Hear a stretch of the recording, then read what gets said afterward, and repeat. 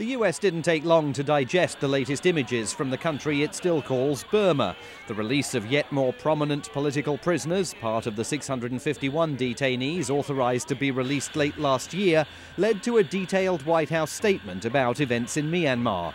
President Obama called for the released prisoners to be allowed to participate fully and freely in the political process, and he said the light of progress burns a bit brighter thanks to the government's latest moves.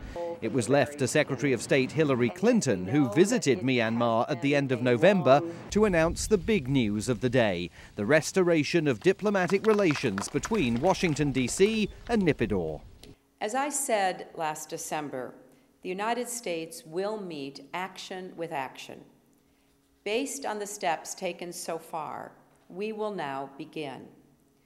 In consultation with members of Congress and at the direction of President Obama, we will start the process of exchanging ambassadors with Burma.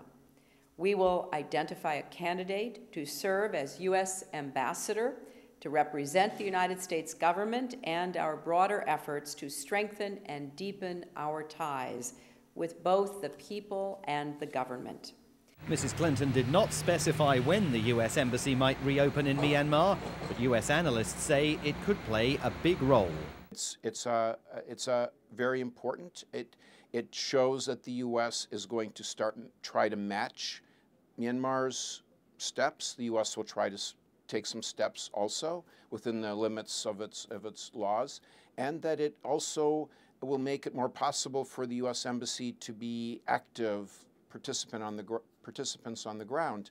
The U.S. says establishing diplomatic relations will not be an overnight process, and both the Secretary of State and the President underscored the need for all remaining political detainees to be freed and for all former political prisoners to be permitted to play a full role in Myanmar's political process. Hillary Clinton calls these days momentous in Myanmar. The US is at pains to say that the sanctions still in place will only be lifted once Washington is fully convinced that the moves towards democracy are irreversible. There is, however, no doubt that the decision to re-establish diplomatic relations represents a big step in that direction. Simon Marks, Channel News Asia, Washington.